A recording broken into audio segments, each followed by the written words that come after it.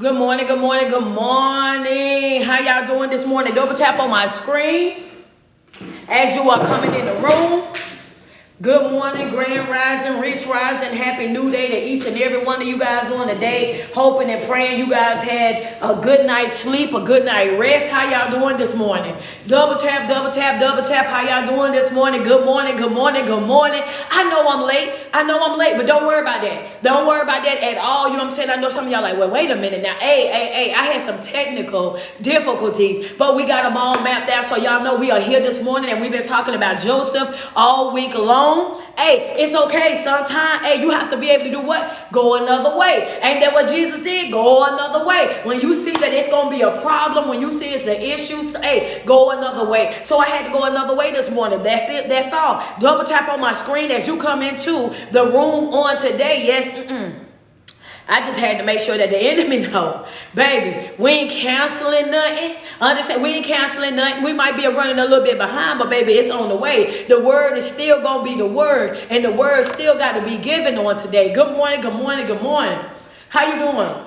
That's right, Terry West. That's exactly right there. Terry said, yeah, baby, better late than never. Better late than never. It took me some time to get here. I had to handle some stuff before I could get here. But nevertheless, your girl is here this morning, and we have reached that part in our story that we've been all waiting for 3 weeks. You hear me? For 3 weeks, we've been waiting on this story. We've been following this story. Like I told y'all in devotion, we've been following this story like the world be following reality TV. Can't wait until the next week to get to the next part. Y'all been not able to wait until to get to the next day to get to the next part. And so now we are in Genesis. This Genesis 45. We done finally made our way over there. Anybody that was on devotion this morning, if you was on devotion this morning, it is Malachi, not Micah. It's going to be Malachi.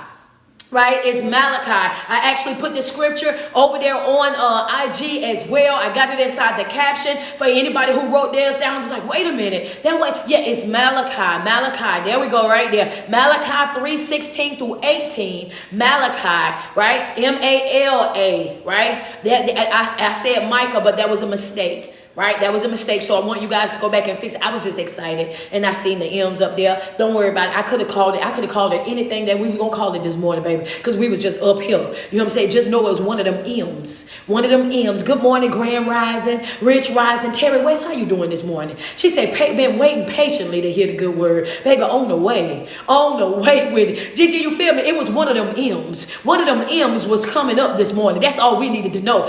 But the word, the scripture that was given was still the scripture that was given. Do you hear me? Good morning to you. Thank you so much, Benny Simpson. I appreciate that love. What up, Kira? How you doing this morning, man? Y'all double tap on my screen. Heather Smith, I see you. Saint Flow 504. I see you. Good morning to you on this morning. How you doing this morning? That word gonna be the word, baby. Double tap on that screen. It's a good day to have a beautiful day on today. I need y'all to send. Let me get 10 badges. We need 10 badges on IG. TikTok, where we at? We at 1.4. Go ahead and get us to 10K real quick over there. We gonna jump right on into this. You know what I'm saying? Like I said, we already behind, so we gonna go ahead and we gonna just take this thing on to where it need to be. All right, so while we doing that, I want while you guys are double tapping on the screen, getting us to 10K, while we getting our 10 badges over here on IG, Facebook, y'all already got y'all 200 at your stars. Y'all are ready to go. Facebook this morning, y'all TTG. So I just want to say this right here. I just want to say this right here. Good morning to you. All right, so Sakome, appreciate you so much. Krista, thank you so much. Appreciate you, Lynn. They got my folks sliding in. Now they're like, hold up. Y'all got 4 badges. Y'all need 6 more IG. Double tap on the screen. If you woke up this morning, you excited to be here, as excited as I am, okay? What's up? Thank you so much. Is it Taya Banks 777? Appreciate you so much. Just excited to be here. You know what I'm saying? Just excited to be amongst the living on today, amongst the breathing on today. I just want to say to you guys on this morning, God is still good. No matter whatever it is that we're facing, what we're dealing with in that moment, I want us to know and to fully understand that God is what? He's still good in spite of the trials, in spite of the hard hours, the dark hours, the hardship, the tough times, the unexpected blows of life. God is still good. God is still good. And sometimes we get so distracted with this life and the things that's going on in this life that we forget that God is still good. Imagine how our life will flow, right? Imagine how our life will flow if in the front of our minds, no matter what, we always remember that God is still good. That would change the way that you look at life. That would change the way that you felt about life. That would shift the way that you felt about every situation, every trial or tribulation that you were dealing with in that moment. That would shift that whole entire thing when you realize that God is still good. So for a moment, I was sitting there, right? And I was just pondering on that real quick, because y'all know I like to always go back to what the old folks say. So when I go back and I think about the sayings of the old folk, I used to always wonder why they would cross their arms like this here, and they would rock side to side like this right here. If you got a big mama, then you know what I'm talking about. And in the middle of what was going on in Big Mama life, understand me, hear me real quick, and she would fold up her arms like this right here, real tight, like, right? And she would just say, good.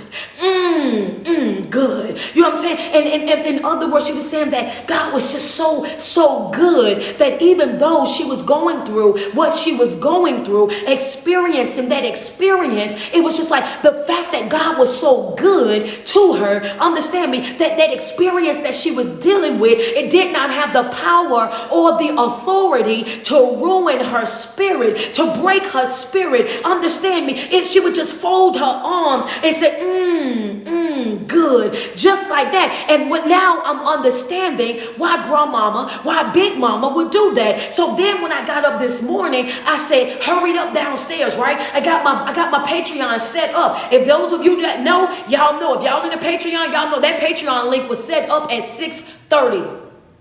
I had already prepared myself. I'm going to be early to devotion this morning. I'm going to be early to devotion this morning. Reason why I'm going to be early this morning, because I got something that I want to share with them about the good. I had already had this mapped out. So I set up my computer and I said, I'm going to drop mommy off at school and then I'm going to get back home. And when I get back home, I'm going to explain this to them, because that right there, that's game changer. That right there, that's a small little hack that you can use every single day when you're facing different things, right? We got different little hacks that I give you guys all the time, but I said that was going to work as well, right? Because sometimes people just need to be reminded of the fact that God is good. So as I'm driving down the highway, what happened? The tire go out. Why did the tire go out right there when I'm in a hurry to get back? Because I want to tell y'all about this. Now I got to get down there. I got to make it over to the tire shop. Got to get her to school. Do all of that, right? But in my mind, I say, I'm still telling that God is good.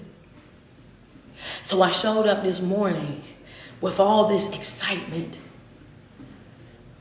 After blowing out a tire on the highway, going about 65, 70, no accidents, ain't tell nothing on my car, didn't even damage the paint from the blowout. Made it all the way to the tire shop, which is probably about 2.5, 3 miles on a rim. Didn't damage the rim. Parked the car at the tire shop, and the shop was still closed, but I was first in line. Got out the car, got my baby book bag on her back and walked her right on to school. Got there 2 minutes before school started, right on time. Turned around, walked back to my car. Got to my car, and on my way back, instead of me panicking, instead of me having all this going on, I was already covered. Heather G will tell you, I was already covered. I had already put in the Patreon, hey, look, y'all, we gonna be late, running, we not, you know what I'm saying, running behind on devotion because of this, and this, right? Had sent them a picture of the tire, all of that. I got to get this done, you know what I mean? Had already set up for that, but I done that, and then after I done that, had then hit Heather G up, and I said, Heather G, hey, look, I'm gonna need you to do this for me real quick, right? Let me go back. I'm walking back. I've already told them that I wasn't going to do it. Then I remembered I had my phones with me. And when I remembered I had my phones with me, I had all 3 of them. How about the devil didn't stop with the tire, with the school, with all of that? The phone wouldn't come on.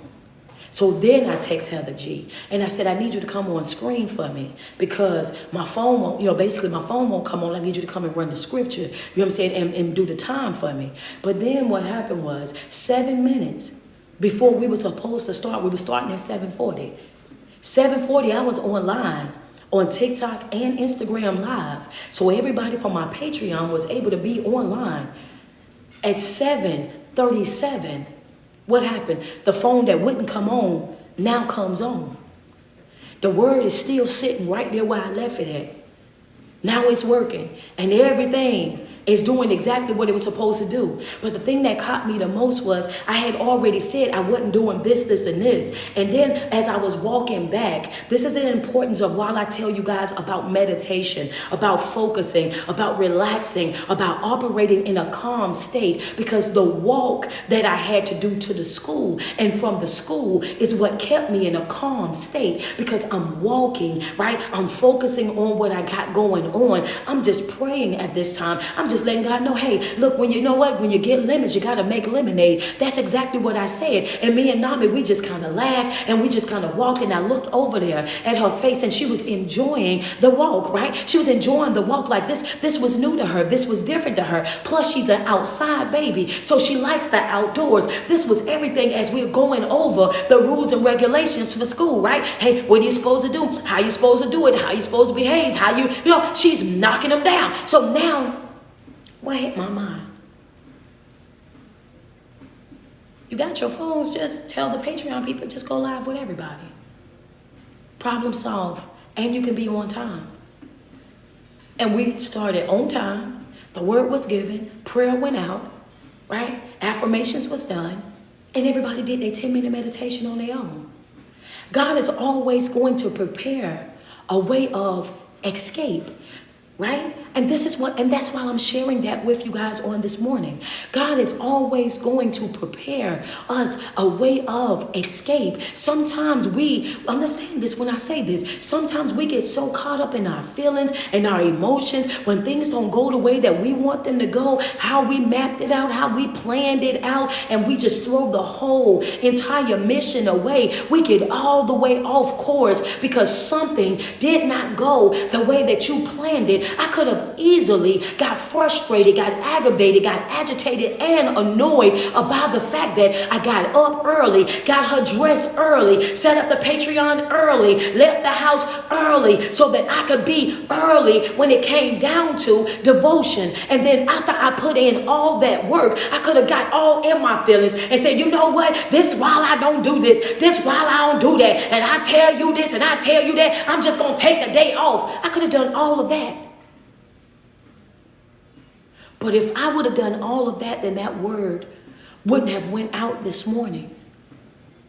If I would have done all of that, the prayer that some people needed to hear this morning, to know that God is still good, and to also know that they're still being covered, and the ones that feel like they don't know the words of prayer, so they tap in every morning just so that they can be in prayer. Those who feel like they can't fully understand the scriptures on their own, so they show up so that the scriptures can be broken down for them every single morning so that they can fully understand what it is that they are reading. They would have walked away with nothing this morning, and the enemy would have won. Do you hear me? Then what you say, coach? They would have walked away with nothing, and then the enemy would have won. What did we say yesterday? We said yesterday that blood is on your hand, sweetheart. When there's a calling, when there's a job, when you have a purpose on this earth, your job is to fulfill the mission, not to get into your emotions, not to have no, oh yeah, I ain't doing this. No, baby, it ain't even about you anymore. It's either you're gonna surrender and do the job that God has called you to do,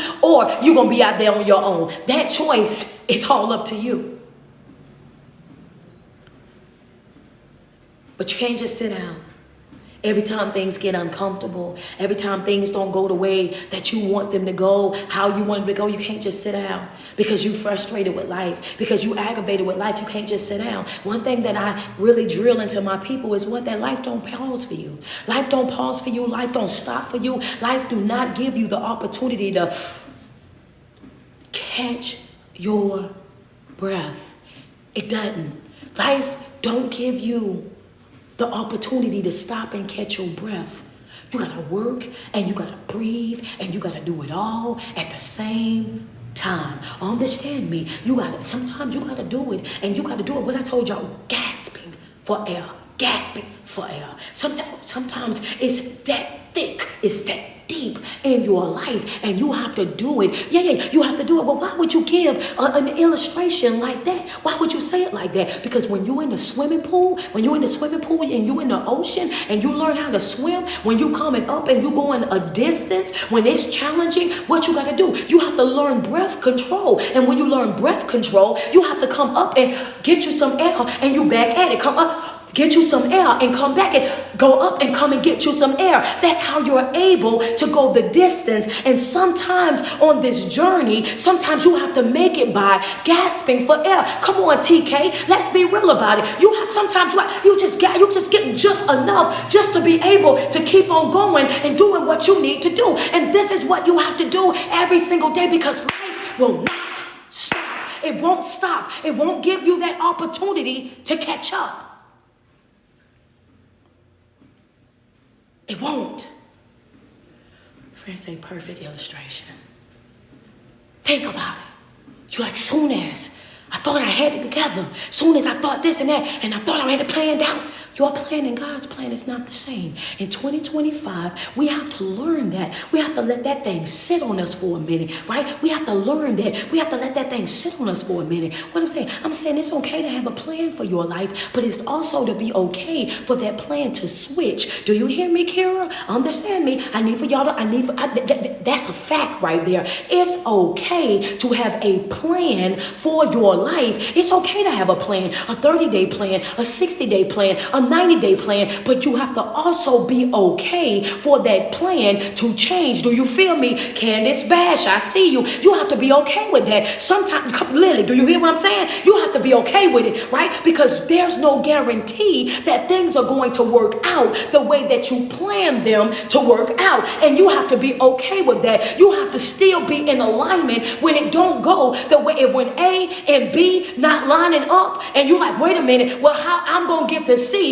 because my plan only got me to A and B. You have to know the God that you serve. You have to know the God that you serve. Understand me, because sometimes what we have to understand is this here, right? I mean, because I got to make sure you understand this, because I don't want people to get so caught up in your vision board and so caught up in the plan that you created for your life that you think that your plan won't change. So you got A, you got B, you got C, D, E, right? And you got your plan mapped out how you're going to get from A to B.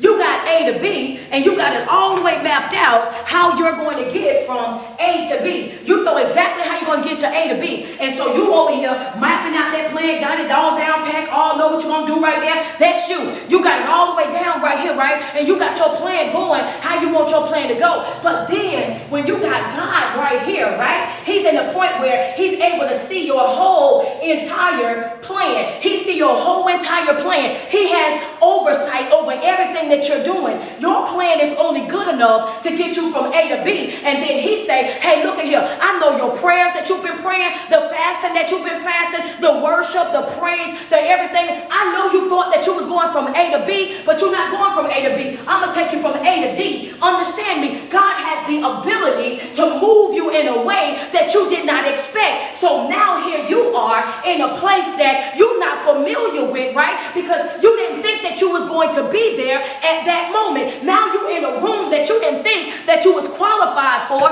because you skipped over B and C, and you understand what I'm saying? So now you're like, oh my God, how did I get here? How this happened? Hold up.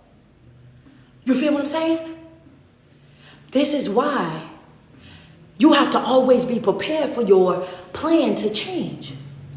Just because it started that way does not mean that it's going to end that way. It doesn't mean that just because you got it properly planned out, everything placed here, there, and everywhere, it doesn't mean that your plan is bad. It just means that God's plan and your plan just wasn't the same thing. And you still have to be willing, understand me, to say, hey, wherever you want me to go, whatever it is that you want me to do, however it is that you want me to do it. That's what our job is as believers of Christ.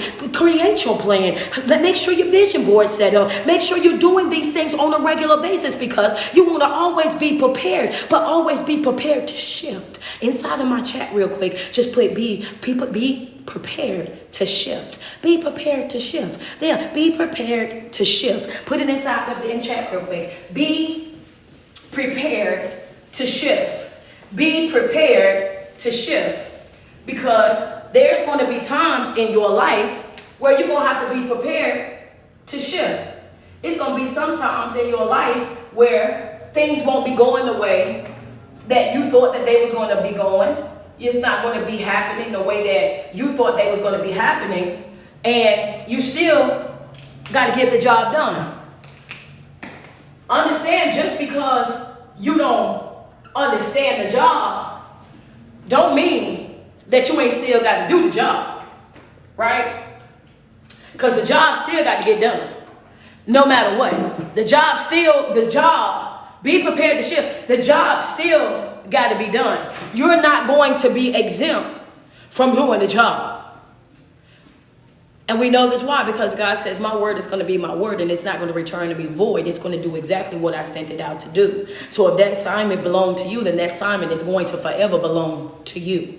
That's it. That's all. You could do all the planning, all the proper planning. You could do all the crying, the snotting, and everything else. Thank you, Rashida, for the badge. And guess what? That plan is still going to be the plan. You can sit. Yeah, I'm telling you, and we know that for a fact, right? We know that for a fact. And yeah, right? Because when we think about Jonah, when Jonah decided that he wanted to go his own way and he wanted to do his own thing, and we know the consequences of Jonah doing that, right? He still had to go. Yeah, you put yourself in an uncomfortable situation. You took yourself in a place that you did not have to go, and you still ended up having to go to Nineveh, even though you did not want to go to Nineveh. In other words, God don't care nothing about your feelings. Understand? Hey, it's, yeah, I just want to put it out there. God don't care nothing about your feelings. God don't care nothing about your feelings, baby. Your mood is not going to manipulate him. You not wanting to do something is not going to change his assignment. God is going to do what he's going to do no matter what. And if God was the one that was going to change based on your mood and your feelings, then guess what? Then Joseph, right? Then Joseph would have never been inside this pit. If God was the type of God that would change his mind based on the feelings, then Joseph would have never been inside this pit, right? Joseph would have still been in the house with his daddy. Joseph would have never experienced this pit. Joseph would have never experienced, let's just put this right here, he would have never experienced the Midianites. He would have never experienced the Ishmaelites. All kind of people over there. He would have never experienced Pharaoh's house. He got a little Smurf house going on over there. He would have never experienced prison to the point where he ended up here as the ruler. If God was concerned about our emotional state, your feelings, then Joseph would have never been in the pit. Why do you say that, coach? Joseph would never been in the pit because do y'all not remember over in 42? In 42, what his brother said, when we did what we done to our brother, and he begged us not to do it. Let's not forget that happened over in 42 or 43 when the brothers said out loud to themselves when they were having a conversation over there in Joseph's house, and Joseph had the interpreter sitting right over there listening to them because he was coming and telling Joseph exactly what they were talking about. They said, yeah, oh, this is because of what we done to our brother. He begged us not to do it, and then he proceeded to say, but we done it anyway. In other words, when Joseph was right here inside this pit, Joseph had an emotional experience when he was in this pit. He begged his brothers not to leave him in that pit. He begged them not to do what was happening to him in that moment, what they were doing. And guess what? It still happened. It still happened. Because when God has a plan, he has a plan. And our job is to trust the plan. And one thing that we have to know that God is what? Two things. God is two things. I told you guys this before. I want to know who know these two things. We learned these. It's two things about God. It's two things about God that I've been pointing out to y'all in this 3-week series. And I want to know who gonna remember those two things. God is, there you go. I see one over. Come on, Queen.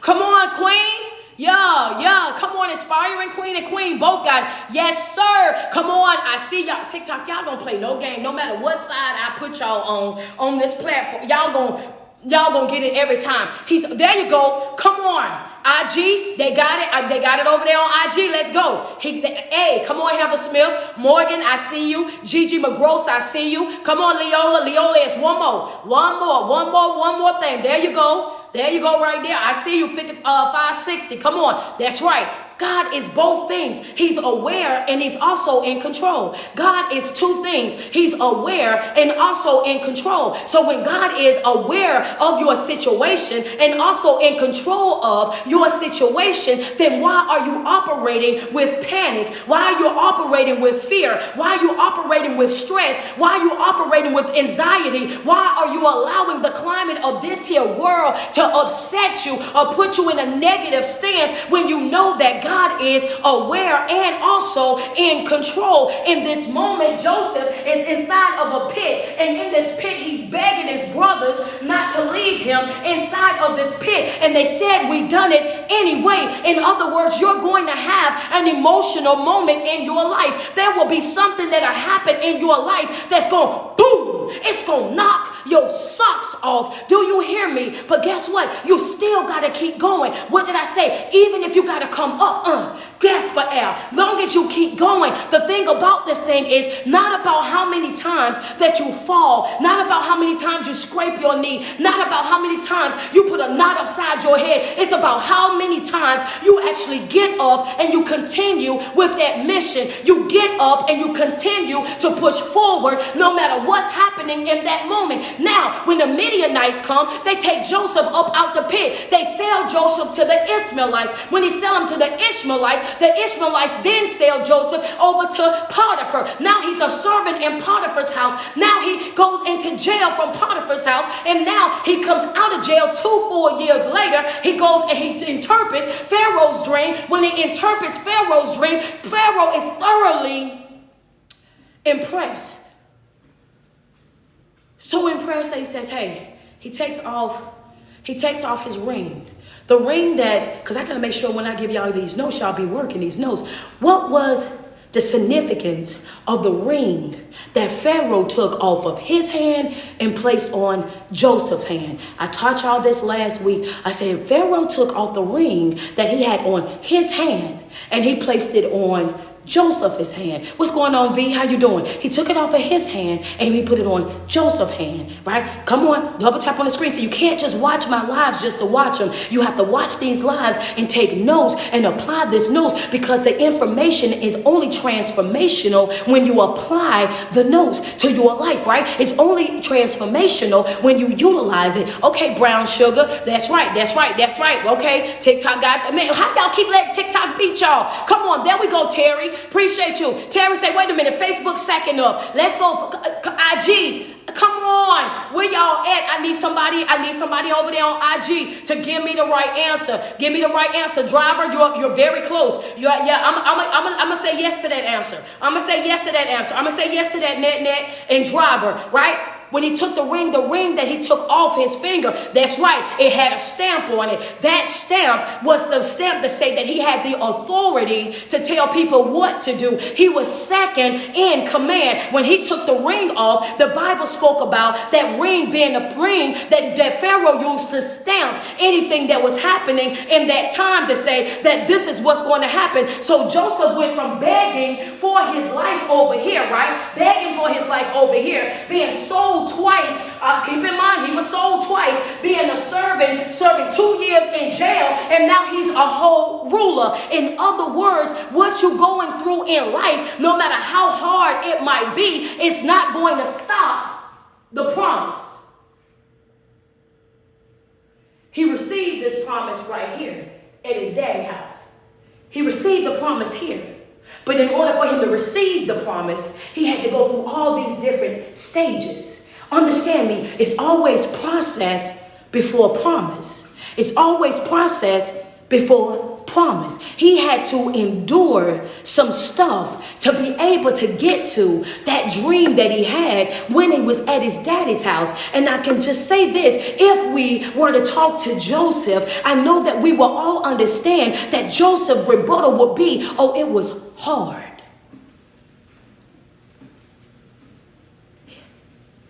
Right? It was hard. Hear me when I tell you this. Life is hard.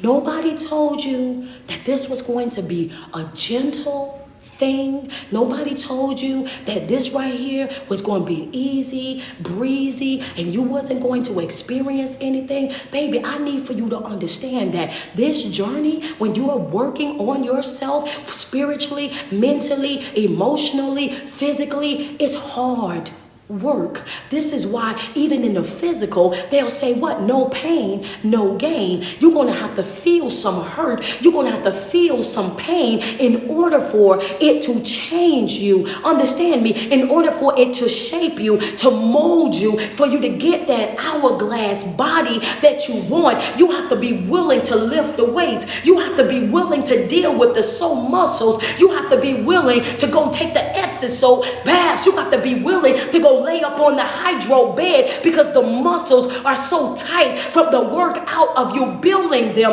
of you strengthening them, of you pulling them from that state that they was in, transforming them from one way over to another way. In order to get that body that you want, you have to endure that pain, right? You have to also make what? Sacrifices. There's some cakes that you like. There's ice cream that you like. There's sodas that you like. There's junk food that you like. What? So now you have to fast up off of all those things that you like, and you have to endure some stuff that you don't like in order to get that body that you say that you want. It's the same thing in your spiritual life. Ooh, I know somebody like, right, yeah. Hey, hold on a second. Thank you so much, Miss Bingham. Appreciate the stars. Hold on a second. What you say? Hey. Check it out. Put it together. Think about it. When you're in the gym, right? If you work out and you work out 4 or 5 hours a day and you do all that muscle stretching, right? Come on, Amanda, let's be real, right? You do all that work on yourself in the gym, right? But then when you leave the gym, if you go back and you eat all the stuff that you wasn't supposed to be eating, then guess what? You just wasted 4 or 5 hours in the gym, right? Because everything that you worked off is the very thing that you just put right back on. And that's how it is in your spiritual life as well, right? So whenever you go over there and you pray, and you fast, and you do all of that, and then you get right back up and you go right back over there to your old life, you just put all of that weight right. Come on, God. Yes, you just put all of that old weight, you just put it all back on you. Yeah, you gotta find somebody else to play with today, baby. Yeah. Friends say great analogy. Think about it. I'm just giving y'all a minute to think. I'm just giving you a minute to think, a minute to put yourself in that situation. Think about it, right? So if you work out and you eat right, then you got the best results, right? Put it in your notes. If you work out and you eat right, then you get the best results, right? Then what you're getting from that is the body that you wanted, right? And it came with hard work, right? Because you're getting up and you're going to the gym. It's coming with dedication and with fasting, right? Because now you're not eating the things that you would normally eat, right? So now you're also practicing discipline, right? You're being obedient. You're being committed to your diet. You're being committed to the commitment that you made to yourself. That's the reason why you're getting the best results. So when you are in your spiritual life, right, and you're exercising on the regular basis, you're digging, deep diving inside of that word, right? You're stretching your spiritual, mental muscles on a regular basis. You're learning more. You're fasting. You're staying away from anything that's not in alignment with your higher self, anything that's not in alignment with God's will. You're separating yourself from that. And what starts to happen, because you are obedient, because you are disciplined, because you are consistent, because you are committed, then you start to see a shift in your life. Then you start to see your best results. Spiritually, your workout is that word. spiritually, your workout is you putting forth that effort to get into your word. It takes effort to open the book, to sit there and get it, to read it. But when you start eating it, consuming it, that's a different thing, because now you're taking it in.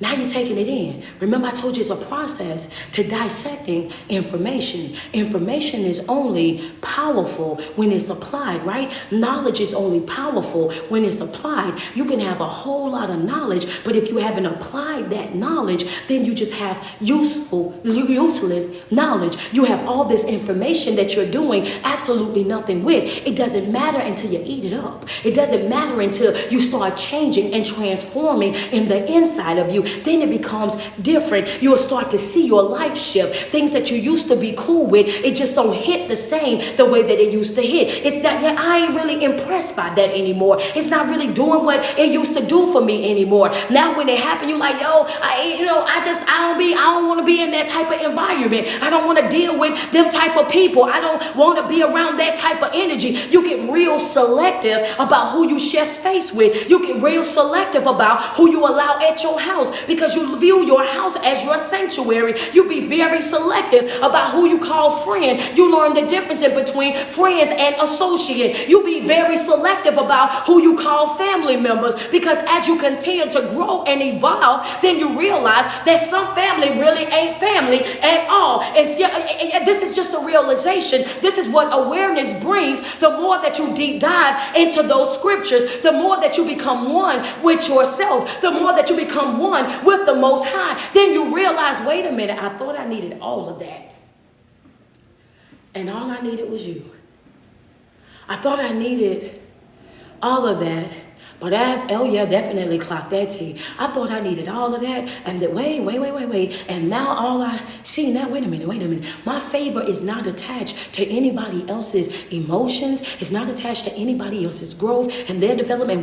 My blessings is attached to me. Whatever God has for me is going to be for me. Understand me, whatever God has for you is going to be for you. I can't stop your blessings and you can't stop mine. Understand me. Yeah, this is a spiritual journey where it's every man for himself. Come on, Candace Bash. Can we be real about it? This is what we have to let folk know. Baby, understand, I'm going to go what the old folk told us back in the day. I'm going to go if I have to go. If I have to go by myself. Say, I'll pray if I have to pray. Yeah, if I have to pray by myself. Baby, y'all ain't never had the Jubilee choir. When the Jubilee came in, they will let you know, and old Unc on the deacon board, he would slap his foot on that ground, and when he slapped it on the ground, he'll hit it hard.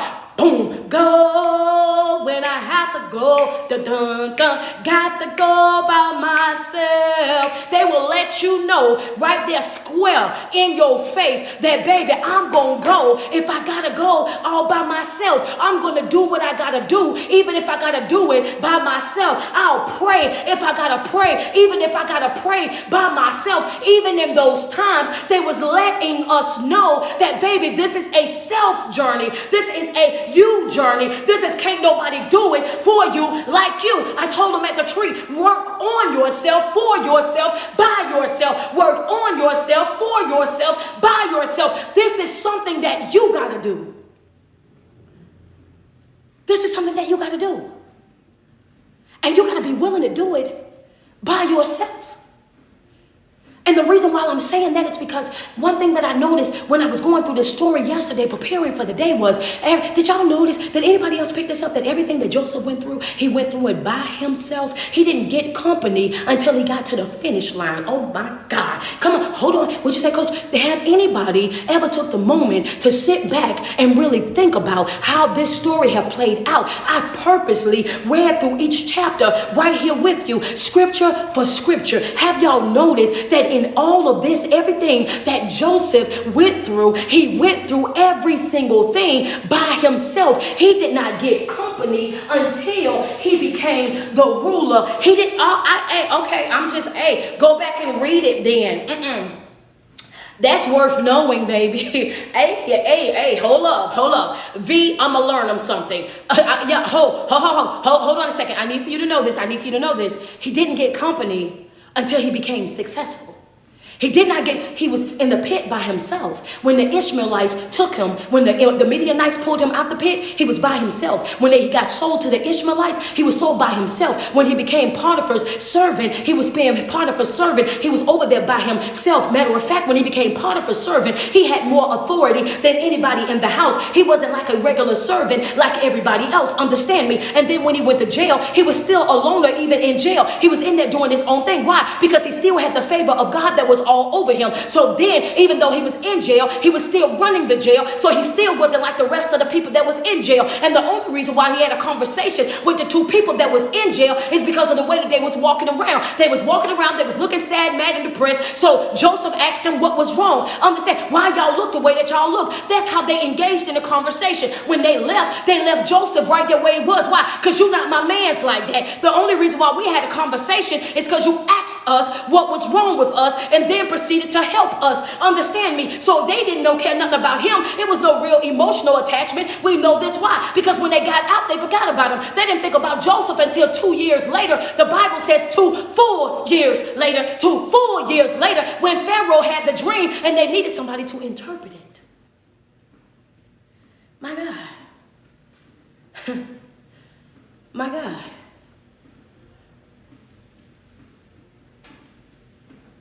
Come on. Joseph was by himself the whole entire time. And he still got the job done. And I say that to say to anybody right now, when you feel like you by yourself, listen to me when I say this to you. You're going to do your best work by yourself.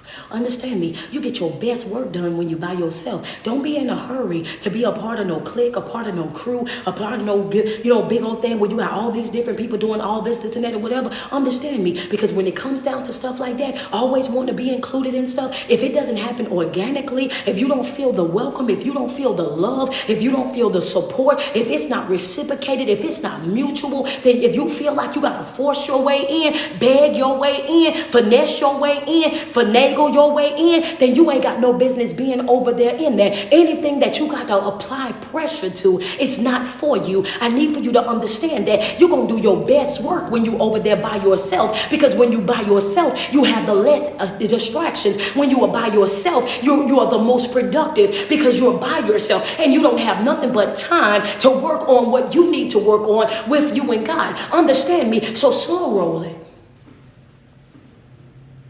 Take your time. You're worth waiting for. Take your time.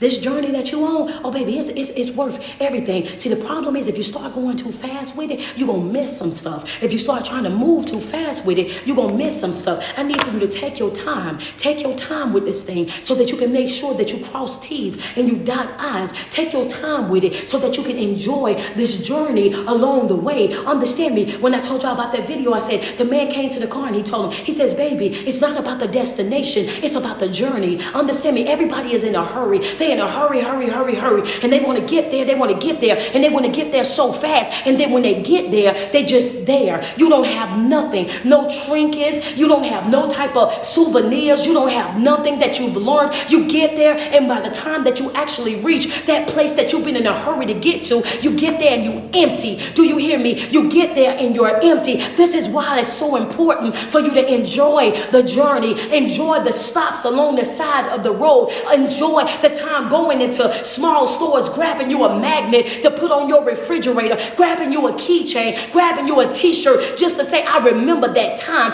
when I did this. I remember that time. That insert inside of your journey. Take the time to pull over for a second and put that insert inside of your journey, inside of your journal, just about how you felt in that moment. Oh, this was beautiful when I did this. I felt rejuvenated when I did that. You know, something happened today and my response was different. Whatever it is,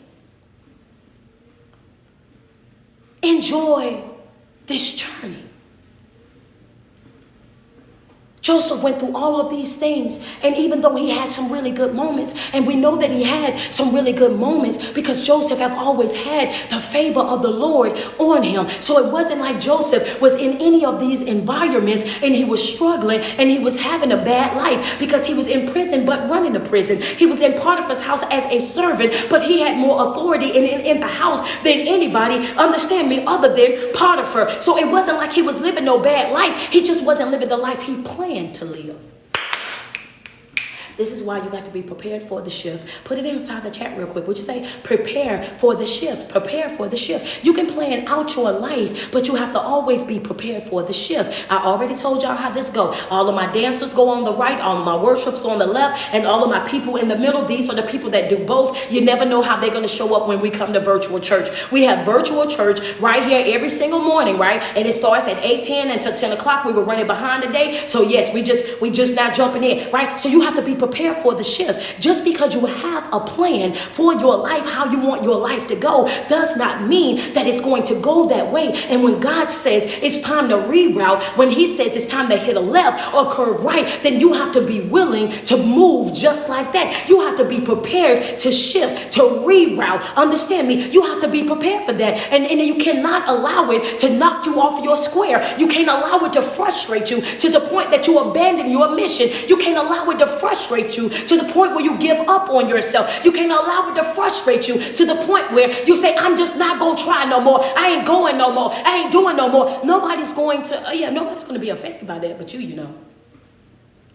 This your life. Whether you sink or swim, that's going to be on you, sweets.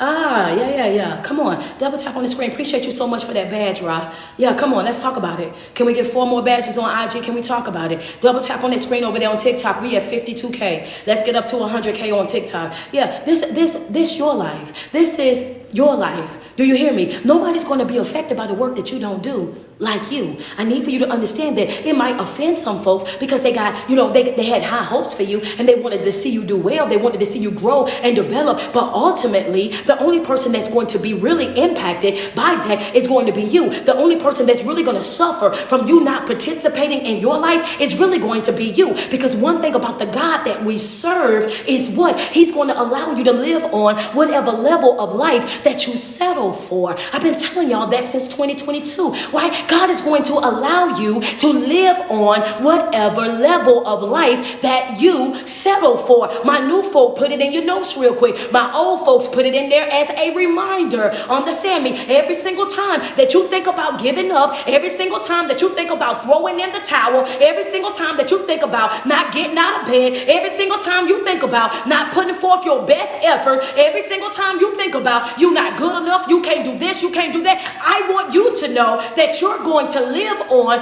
whatever level of life that you settle for. You're going to live on whatever level of life that you settle for.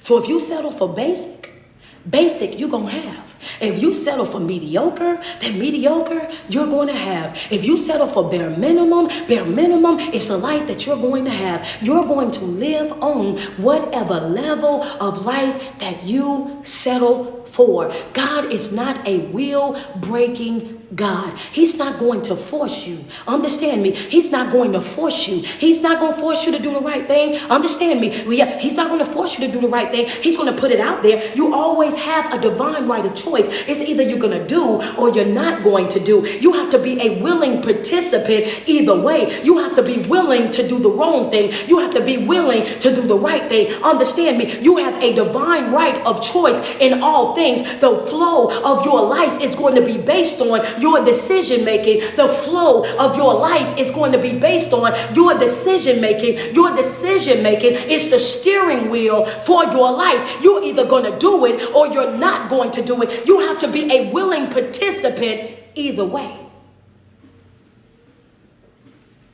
Either way. You have to be willing. Even when it's not looking like how you wanted to look and not doing what you wanted to do, you still have a decision that you can make right then and there. It's either you're going to continue to push forward and make the best out of what you got, or you're going to throw it all away. This morning would have been easy. I had an excuse, right? Even though it was a good excuse, it was still an excuse. No matter how good your excuse is, it's still an excuse. A good excuse is still a good excuse. But it's still an excuse all the same. Could have said, oh, I ain't doing live today. I'm not doing this. I'm not doing that. Everybody would have understood why. But then the enemy would have won, right? Because there would have been no word being spoken today. No prayer going out today. No positive affirmations going out today. Everything that I do, I look at my life and I see where, hey, look, whoa. As much as I don't want to do it, I do what I want. I do what I don't want to do on a regular basis. When I don't feel like getting up, I get up. When I don't feel like doing, I get up and do it. Anything that I don't feel like doing is the very first thing that I go and do. Because I know that there's a reason why the enemy don't want me to do it. Because why you don't want me to do that so bad? You know what I'm saying? Because why you don't want me to do that so bad? I don't know if it's just me, but that's just how my mind works. Because if I don't want to do it, I need to understand why I don't want to do that. Understand me? But if somebody else called or something else was happening, then I would have got up to do that. Understand me? So now I'm going to really do it. And then I'm going to overdo it when I go and do it. Understand me? This is how I work. I don't know why I'm like this, but I do. Because I realize that what the blessing, the breakthrough, the overflow, the abundance, it always comes from me doing what I don't want to do. Well, I ain't doing this. I'm mad and I done got in my feelings. And when I do it, I'm like, oh my God, I'm glad I got it. I'm glad I got on up. I'm glad I made that happen. I'm glad, yeah, man, I was second guessing it. I was so tired and I ain't really feel like it, but I had to push my way through. And you know, life was over here lifing and I did this and that, but then I had to get on up, man. And I'm glad that I did it, right? You ever went somewhere and you wasn't going to go? You had all these reasons of why you wasn't going to go and you had to make up your mind last minute, I'm just not going. And then as you're sitting there, then all of a sudden you like, man, let me get dressed. And you mess around and get dressed. And then the whole way there, you didn't turn your music on and now you vibing a little bit, and then when you get there you have the time of your life, baby, and you like, oh my God, I'm so glad that I came. Oh my God, you know what I'm saying, this is breakthrough. Oh my God, this is freedom. Oh my God, I so needed this, and you wasn't even going to go, understand me. And then once you get there and you see the time that you have once you got there and everything that happened when you got there, then the realization come on you like, this is why the enemy did not want me to come. This is why the enemy tried to distract me. This is why the enemy tried to discourage me. This is the reason why the enemy tried to stop me. Understand me? And then it turns you up even a notch more. Why? Because you defeated the enemy. And you ain't even know it at the time. You just changed your mind. This is why we say the mind is the steering wheel for your life. Pay attention.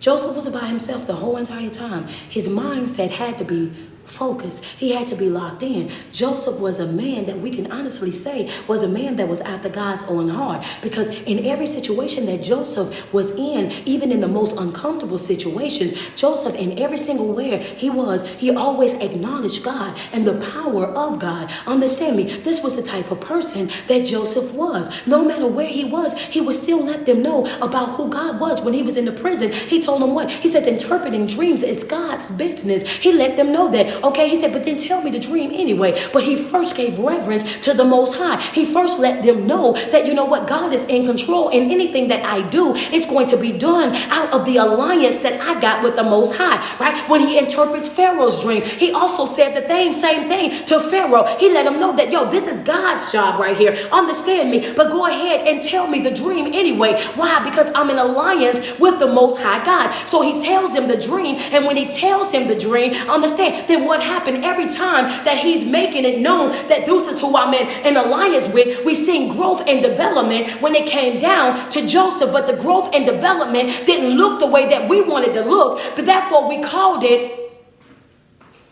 a pit. Sold into slavery, servant in Potiphar's house, in jail. Because it didn't look the way that we wanted to look, we gave it negative names. And the negative names that we gave it was based on our own negative thinking, right? Because these things were all what? tools. All of these things were all tools. The pit was a tool. The Midianites, a tool. The Ishmaelites, a tool. Serving in Potiphar's house, tool. Being in prison, tool. Interpreting Pharaoh's dream, tool. All of these things were tools out of God's own toolbox. All of these things were tools out of God's own toolbox. Those were all tools. Tools in a toolbox. Things that he was pulling out of his box and using them to push Joseph closer to the promise, the dream that he had when he was but a boy. All of these things were just simply tools. Think about how we would see life if we saw all of these things that we encounter. We see them as tools, right? If we see them as tools in God's own toolbox, and we start to look at the people, the opposition, the trials, the tribulation, the middle season, the dark hour, and we start to look at these things and say, these are just tools. These are tools to get me focused. These are tools to get me in alignment. These are tools to get me to pray. These are tools to get me to fast. These are tools to make me study. When we start looking at these things that's challenging us in our life, and we start to say that these things are tools, these are things that God is using to get us back into position so that he can use us the way that he wants to use us, then we will look at life completely different. But they only look harmful and bad because of our own negative mindset. Because who wants to be in a prison? Who wants to be a servant, coach? Who wants to be sold in slavery, coach? Who wants to be in a pit, coach? All of those things sound like bad things. Yes, to the carnal mind. All of those things sound like bad things, coach. They do, but only to a carnal mind. Put it in your notes real quick. Those things only sound like bad things to a carnal mind. This is not a flesh war. This is a spiritual warfare that we're in. We are all spirits trapped inside of a flesh. This flesh is nothing but our automobile. This flesh is nothing but what takes us from point A to point B. The spirit is what we have to allow to take lead. Because as long as you allow your flesh to lead, you will always go for the negative. You will always go for the worst case scenarios. You will always be in that broken emotional state because that's what the flesh operates in. A person that operates in the spiritual realm, they don't respond out of their emotions. They respond out of wisdom. People who are spiritual people, we don't hope for the best and prepare for the worst. Our dialogue is different. We say, God, have your way.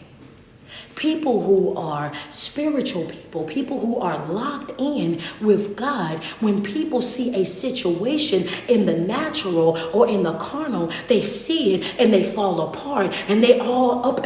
No, with us, we see it and we go into prayer.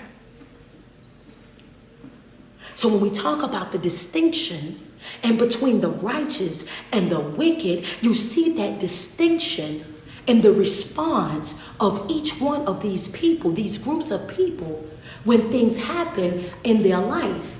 You're able to tell by the response that they give the type of people that they are. Come on. Double tap on my screen. We almost at 100K. Y'all at 74. Double tap. That's good stuff right there. That's good. That's good teaching right there. That's good teaching, right?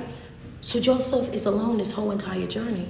But then we notice that once he becomes ruler, then Joseph starts to speak about a wife and 2 kids, right? Once he becomes a ruler, now he has a wife and he has 2 kids. So he's done this thing called life. He done it all by himself until he got to a place where he was able to have a wife and kids. So when coach is telling you, if you're working on yourself and you're working on your development and you know you're not at 100% just yet, and you know you still got some work that you need to be doing in your life, this is what I'm telling you. Anytime you're attaching yourself to anybody during that time, that's a distraction. Understand me. That's something that's a distraction in your life. Joseph went through this whole entire journey and did not commit or speak of any type of commitment until after he was already on the top. Y'all trying to date people and y'all in the middle season. Your cup ain't even all the way full yet. And now here you is talking about this my boo-boo, this my bun, this is bang. You know what I'm saying? Over there. And now your prayer life can't even be your prayer life because now it's your date life. Understand me? Now your worship life, when you would normally worship, you can't even have a strong worship life no more because why? Now that's y'all movie night. Understand me? Now you're having to make accommodations for this individual. Understand me? Instead of you're working on yourself and your development and being committed to this growth and development that you're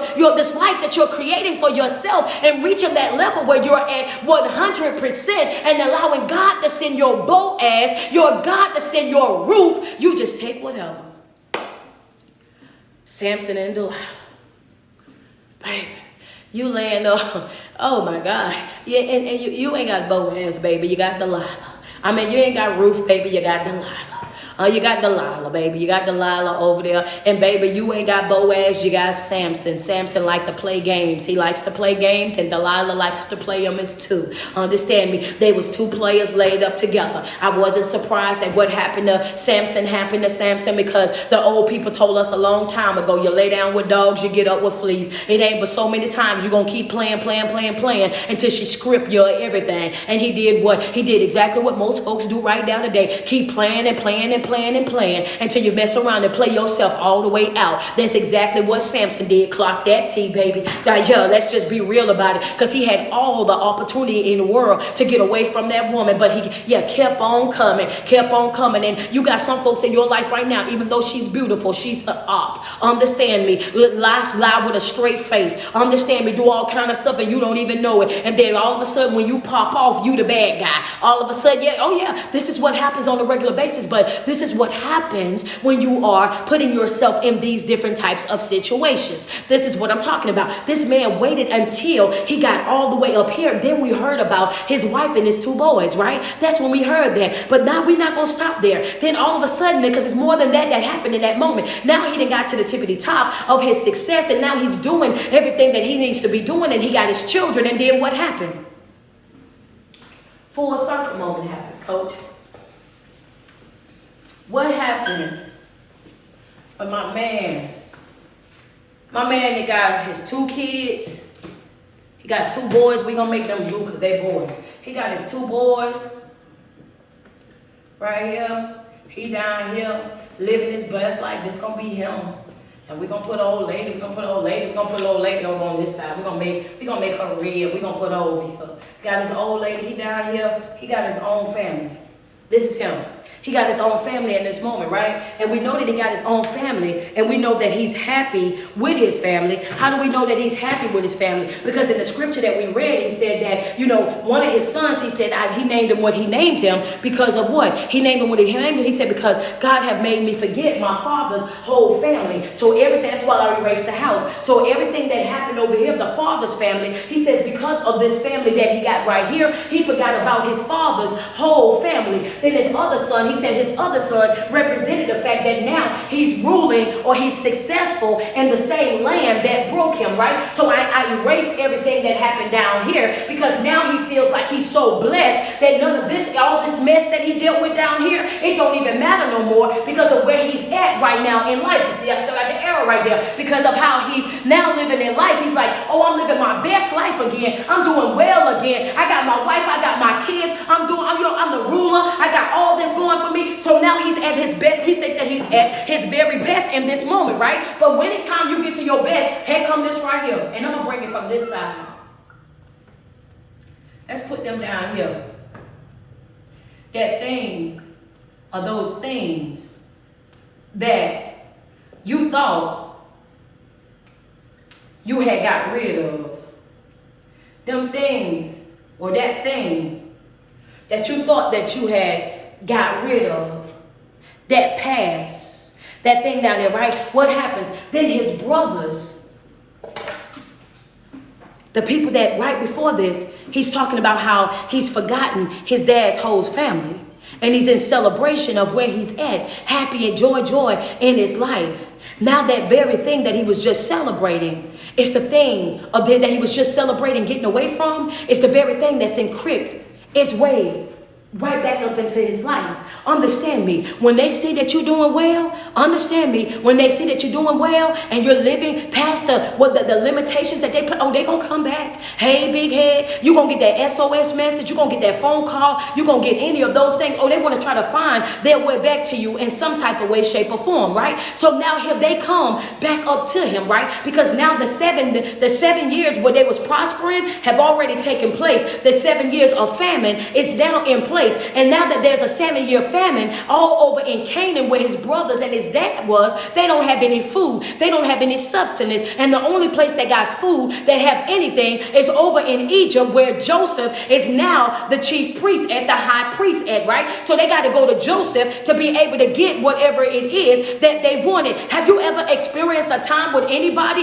that hurt you, that disrespected you, that walked you like a dog and then turned right back around and needed you? Hello, somebody just just double tap on the screen, send me a badge, say ouch, and send a badge, send a gift, say ouch. Over there on TikTok, let me get a teddy bear on TikTok. Double tap on the screen, can I get 100 stars on Facebook? If you've ever been in a situation where somebody that went outside of their way to hurt you, to damage you, understand me, to lie on you, to discredit you, to go outside of their way, to tear you down. Thank you so much, Diamond. They did all of that and then turned right back around and they needed you. Turn right back around and asked you for a favor. Turn right back around with their hand out coming towards you and you looking at them like the audacity of you. Thank you, Tia. Appreciate you. Like, ain't no way in the world. Ain't no ain't no way. You could have asked all of them and you came over here to me.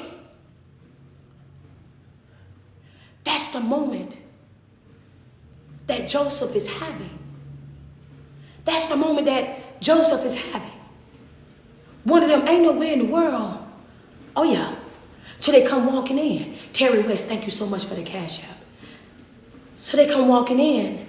And because of how they left their brother, they unaware that that's their brother. Oh, yeah. Because, see, they left him in the pit. And when they returned back to the pit, he wasn't in the pit. So the assumption is that the animals had got him. So they thought he was unalive. Some thought unalive. Some said he just went away from them. But the truth of the matter is they was unsure. Did not know what to think when it came down to Joseph. Joseph immediately, he recognized his brothers, but his brothers did not recognize him. Joseph had to make them make 2 different trips because he's gaining information, trying to understand, is his mom alive? Is his brothers alive? Do he have more siblings? How's his dad doing? You know, all that information. So he got him running back and forth and doing all of these things, right? But in the middle of him doing all of these things, testing them, he's also blessing them the same time, right? Because he's doing what? He's putting their money, giving them grain for free, putting their money back in the mouths of their sack, all of this feeding them and feeding their donkeys. Joseph doing all of these different things, right? In spite of what it is that they done to him, he's still loving them. He's still taking care of them. He's still providing for them. And not only them, but he's also giving to their animals as well to make sure that they are healthy and strong and able to make this trip to and from Egypt back to Canaan. Understand me? So y'all done all of that to me, and look at me. I'm going all outside of my way to help y'all, to be there for you, to still love you. Understand me? That's what Christ do. Sometimes you have to love people that hurt you. Sometimes you have to give it and walk off. Yeah. Sometimes when you want to get on their head, you don't. When you know what you're capable of and you turn around and you walk away, and it's not because you're afraid of them. It's because you're afraid of ruining that relationship that you got with God. You say, I'm so locked in with him that I don't want, baby, it ain't even about you. I don't want to disappoint him. Me getting down on your level is a total disrespect to the God that I serve. He brought me way too far. Do you understand me? Me exchanging that negative dialogue, getting down on that, laying my religion down, being rude, being disrespectful, doing all these things. That was my past self. That's not the person that I am right now today. So when I show up a great representation of the Most High God. When I speak like a great representation of the Most High God. I can't allow you to finesse me out my spot. I can't allow you to rob me up out my position. Understand me? I'm good to you in spite of you. Understand me? And if I can't be good to you, then I'll stay all the way away from you. Hear me when I say that, baby. I'm good to you, and if I can't be good to you, I can get all the way away from you. That's how I handle that right there, because I'm not ruining all this work that I put in to building the person that I am right now today. I cannot do that. It's not about them. It's about him. It's not about them. It's about him. Keep in mind, Joseph is a man that's after God's own heart. All throughout the story of Joseph, we learned what? That Joseph have forever been in alliance with God. He's always been that person that has been locked in with God. This is who Joseph has been all the way to the finish. So now, as we get over here, right? We about to get over here. We over here in 45. And it says, y'all ready for this? Y'all been waiting for this. Joseph is finally about to reveal himself to his brothers. Now remember, he has sent them back twice. Gave him the grain, gave him the silver, did all of this. Highlight is Joseph makes himself known. 45. Then Joseph could no longer control himself before all his attendants, and he cried out, "Have everyone leave my presence." So there was no one with Joseph when he made himself known to his brothers. And he wept so loud that the Egyptians heard him, and Pharaoh's house heard about it.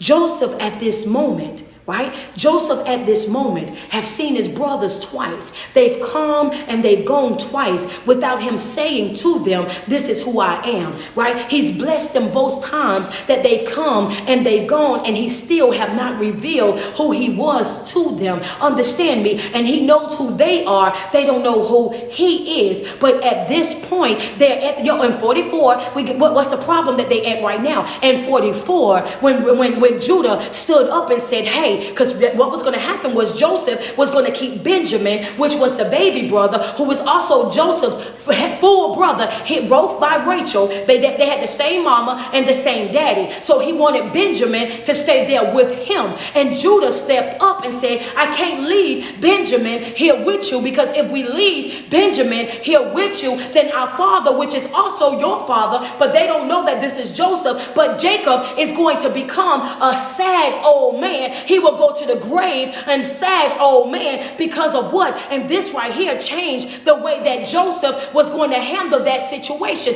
This while I say some things can't be bought. Some things can't put a price tag on. Some things money just cannot buy. And you have to understand this, because the plan all along was for his people to go back out there. He put the silver cup inside of Benjamin's sack so that they can bring Benjamin back, and Benjamin can be forced to stay there with Joseph. But when they came back, right, after Jacob did all of that, sending them all that fancy gifts and all of that, trying to sway him, trying to so that he would have mercy on them, the only reason why this thing changed is not because of the gifts. Not because of the gift, the incense, the oil, the myrrh, any of that. It changed when Judah said, this boy is special to my daddy. His life is bound to this boy. When he let it be known that this is the only one that's left from the mother of the other brother who's gone away. My daddy loved them. My daddy loved them. And if I don't come back with him, my daddy is not going to be happy. That's going to be a problem. He then goes on, and in this moment, now Joseph knows that his daddy have been grieving him, have been mourning him, have been longing to see him, has been missing him, that his dad been down bad without him. He now understands this, right? So he got this. He knows this now, right? He knows this. It's so much so that Judah said to him, take me instead. I'll be the servant instead. Let this young man, let him go back. I cannot let that happen.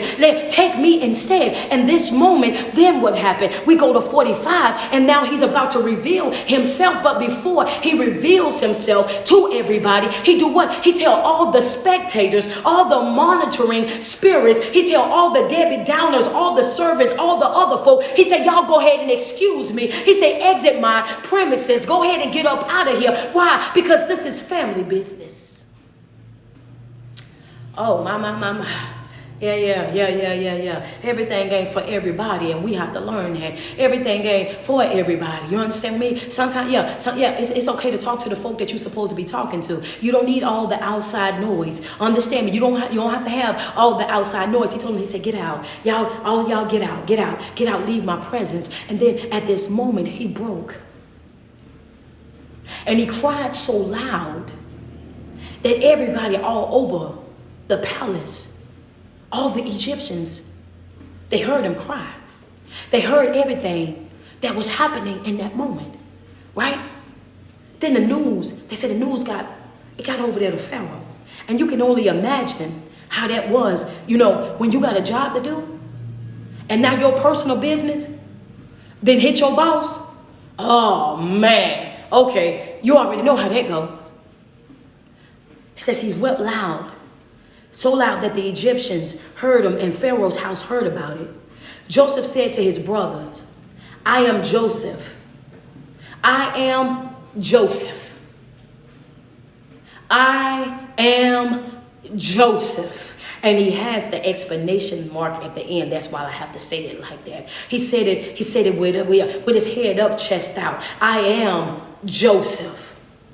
Is my father still living? But his brothers were not able to answer him because they were terrified at his presence. His brothers could not even put words together because they were so terrified of what they was witnessing right there in front of them. They thought that they were seeing a ghost. Why? Because out of 22 years of him being missing, they thought that he was unalive. They thought that the animals had ate him. They thought that he was gone. Understand me, this is what they thought this whole entire time. And now you mean to tell me you are over here in Egypt and you filthy rich? You are the ruler. You are this person. They don't know what you are. And keep in mind, Judah had already told him over there in chapter 44, he says, you're equal to Pharaoh. Understand me? You're equal to Pharaoh. So he don't know what type of punishment is about to come to them. So now they're experiencing a mix of emotions because it's like, wait a minute, we're excited that you are alive, but at the same time, we're scared because we know what we did.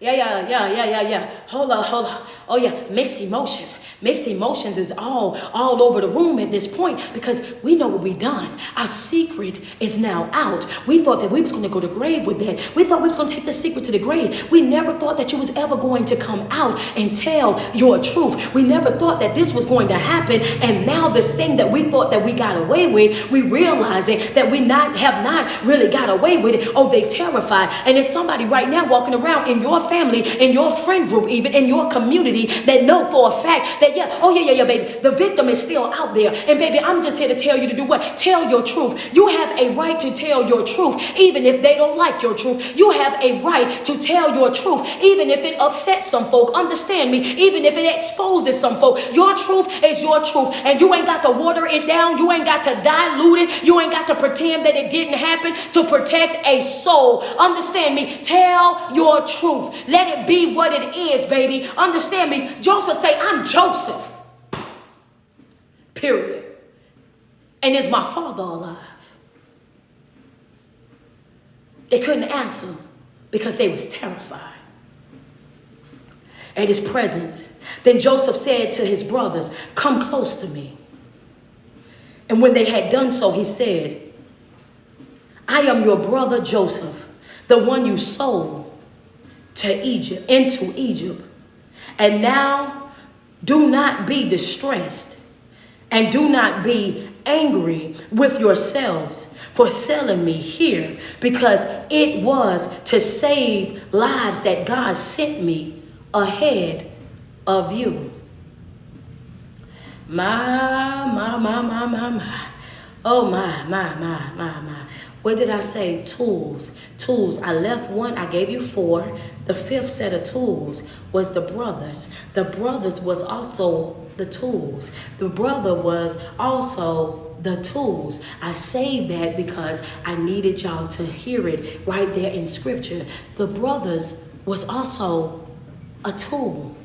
Everything that Joseph went through, he realized that he was only going through those things to get to the promise. He knew that he had to experience what he was experiencing in order for him to reach the promise. Do you know how close knit, how tight the alliance that you have to have with God? Understand me? To be standing in front of 12 individuals that sold you into Egypt. Understand me? That took you out, that kidnapped you, took you away from your daddy, that loved you, that put you through all the stuff that you had to go through, that spent 2 years in prison over a crime that you did not commit, had to be this and had to be that, and all these different spaces, and they standing in front of you, and you look them in your face and say, "Don't be angry.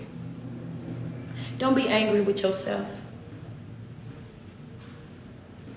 God sent me ahead of you." He says it was lives that I had to save. It was lives that I had to save. So I had to be sent ahead of you. When I read that, I had to put it in words so that you can understand. Sometimes God breaks you away from the family that you were born into so that you can create breakthrough for the family that you was born into. Sit in that. Sometimes God removes you from the family that you was born into so that you can create breakthrough for the family that you was born into. Somebody has to be the generational curse breaker. Somebody has to be the trail blazer. Somebody has to be the first to do it. And if we all sat right there in Canaan with our daddy, if everybody sat right there in Canaan with our daddy, pay attention to what I'm saying. If we all stayed right there together and you never left, or you were never sold, or you never exited this family, then guess what? Then we will all be suffering. Then all of us would be down bad. Then we would have all had the same exact experience. But because you were obedient to your assignment, because you did what God called you to do, the dream that he placed on your life as a boy, understand me, because you followed that all the way through, then guess what you done? You created breakthrough even for the people that hurt you. My. You created breakthrough even for the people that hurt you. And so, yeah. My dancers, give me a second. Y'all ready to tear it up. It's high in here now, baby. Yeah. See, sometimes, give me a minute. Let me tell you something, though. You created breakthrough even for the folks that hurt you. And the thing about it is, some folk know that you were that girl. Some folks know that you were that guy. Some people, they already know this about you. Understand me. Even if they don't never applaud for you, they know. Even though if they never tell you great job, they know. Even though they may have never said congratulations to you. Trust me when I tell you that they know. They talk good about you and you don't even know it. Understand me. They make sure that people see what you, and you don't even know it. This is what happens. Sometimes you have to know that sometimes God will remove you from something to give you something that's going to help everything that's connected. This is why your obedience is so important. This is why it is so important for you to make sure that you're locked in. Joseph, look at them. Come on, feet. Joseph, look at them. They say, don't be afraid. Don't be angry with yourself for what you did. Joseph looked at his brothers and then told them, y'all was instruments. was being used. Y'all are tools of the Most High God. Me being sold into Egypt is the reason why I'm now the ruler. Me being thrown into the pit is the reason that I'm the ruler. Me being given or pulled out of the pit by the Midianites, sold to the Ishmaelites, put into Potiphar's house, put into prison, and now going before Pharaoh is the reason that I'm the ruler. It's not the destination. It's the journey. He went through all of these things in his life. So when he got to this place, by the time he got here, he understood the process. He understood why he went through. He understood and he processed all of his pain. Understand me? And he utilized that pain not as his personality. He didn't make it his personality, because if he made it his personality, then when he showed up with his brothers, he would have showed up angry. He would have showed up frustrated. He would have showed up vengeful. Understand me? But he took all of that pain from each and every one of those experiences, and he allowed that pain to fuel his purpose. He understood the purpose of the pain that he was dealing with in each and every one of these different scenarios of his life. I gotta go through this to get to that. I gotta sit in this to get to that. I gotta deal with this to get to that. And this is what he done. And when he finally reached that level of that promise that God gave him, he says, oh yeah, this is why I did it. So don't be mad at yourself, because I'm doing good. Don't be mad at yourself. He says, because it was to save lives that God sent me ahead of you. For 2 years now, there has been a famine in the land. And for the next 5 years, there will be no more plowing or reaping. But God sent me ahead of you. Come on, you got to take the notes, baby. He says, but God sent, verse 7, baby. Verse 7, go to 7. He says, but God sent me ahead of you to preserve for you a remnant of earth and to save your lives by a great deliverance. Oh, my. Oh, my. Oh, wow. Come on. You say what? The same people that threw you in the ditch and did all of that, you standing 10 toes, looking them directly in their face, and you telling them 2 years done passed, but we got 5 more to go. It's 5 more to go, and I need for you to understand that God gave me a piece of land for you. It's not going to be no plowing and no reaping over there. Understand me? But I got a piece of land, and I got some stuff that's preserved just for you. I'm going to take care of you. The same ones. I got you covered over here. He says to save lives by great deliverance. My God. So then it was not, I don't know if y'all can handle this. I don't know if y'all can handle what I'm about to say. Hold on. It's a good day to have a good day. Now you see why the enemy did not want this to go up today. Y'all ready for this? Verse 8. So then,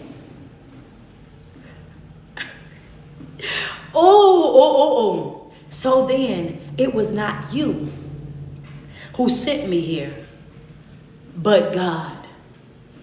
Verse 8, he says, but so then it was not you who sent me here, but God. This is what he said to the people that put him in the pit, the ones who was responsible for what he went through. He looked them square in their face and he said, so then it wasn't you who sent me here. It wasn't you who sent me here, but God. Understand me? Joseph understood that they were just tools. They was just instruments. They was just being pawns that God was placing to do a certain thing to get Joseph in position. He understood this so much so he didn't tell him, don't be angry with yourself now, because if you're being angry with yourself, you're giving yourself way too much credit, baby. You didn't do this. You ain't had nothing to do with what happened with me. I'm in the position that I'm in because God decided to use you as an instrument. He understood what it was that y'all wanted. Y'all wanted me out of there, and he knew what I needed to get out of there. He knew that y'all wanted a way to be able to develop a close closer relationship with daddy. And guess what? He said, all right, I'm going to be your daddy. I'm going to take you right on up out of there. Understand me. That's it. That's all. I got up out of there, not because of y'all, but because of God. But because of God. He made me father. He made me father to Pharaoh, the Lord of his entire household and the ruler of Egypt. He did what, Joseph? Some of us only talks about the fact that he was put as the high priest. But now when we in the scripture, over there in 8, he says, so then, listen, so then it's not you who sent me here, but God. He made me father. So Pharaoh's son, I'm just going to tell you, he made me father to Pharaoh, Lord of his entire household and ruler of all Egypt. Fleshly, Pharaoh was king and he was in charge. I don't know if I want to say this to y'all because y'all gonna act up too bad. Lily, get out the way. Slide over, son. Slide over. Don't stand next to Shirley. Don't stand next to Shirley. You know she'll take off. Hold on a second. Wait, y'all have to hear this. Y'all have to hear this how I'm hearing this, right? In the natural, Pharaoh is king, right? Pharaoh is king. He's the ruler. Nobody is above Pharaoh in the natural, right?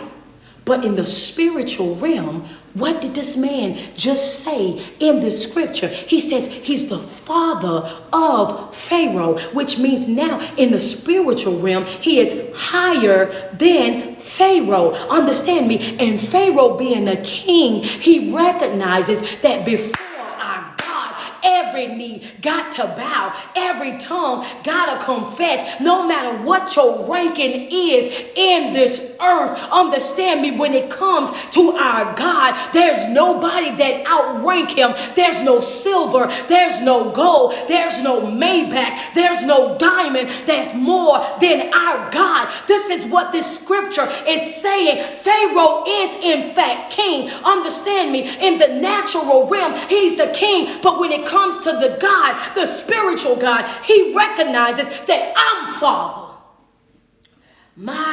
I ran all over this place, y'all. I was acting up.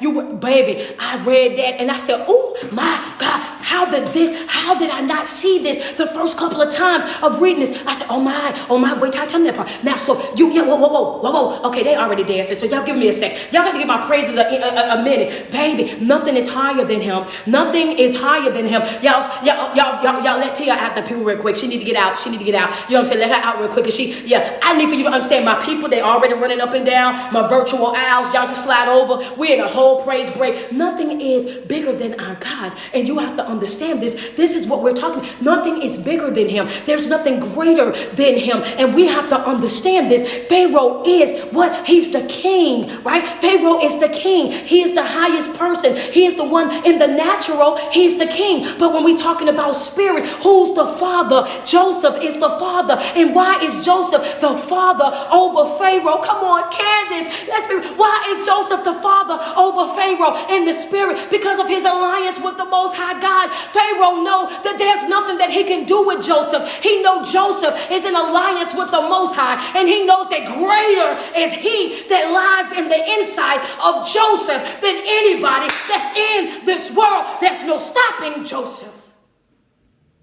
And the only way that they are going to survive, it won't be through Pharaoh, but they'll survive through Joseph. You want to win? You better be in alliance with Joseph, because Joseph is in alliance with the Most High. You want to have food in this famine. You want to be rich in this famine. You want to grow in this famine. You better be in alliance with Joseph, because Joseph is in alliance with the Most High God. Yeah. Oh, yeah. I can't make this up. This actually happening. Hey, it's right here in front of us. Okay? Yeah.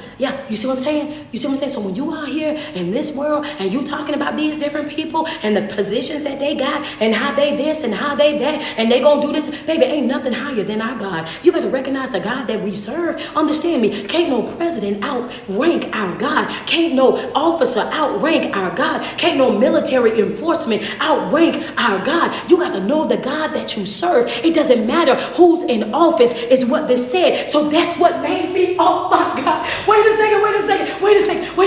That's what made me get so excited about this, right? Because I'm like, yo, this is a perfect word for a perfect time. Wow, yeah, wait a second. Wow, now I understand exactly what you're saying. So like, listen, so in other words, Joseph is telling us today the same thing he was telling his brothers years ago. It doesn't matter about the ranking in the natural realm. It doesn't matter who's in office in the natural realm, because when it comes to God, he's still Father.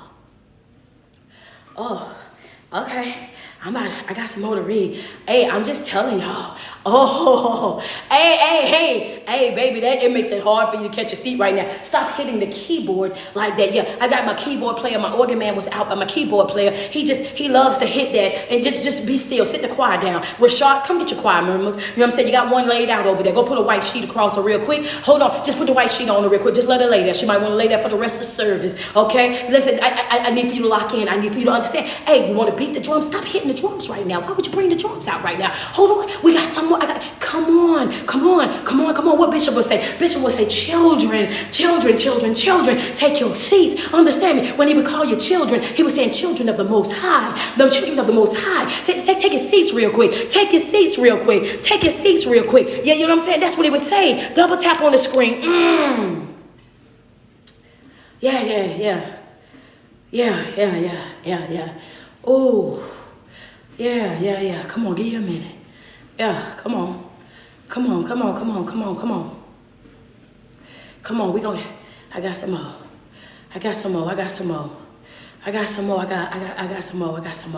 Double tap on my screen. I got some more. Just a little bit more.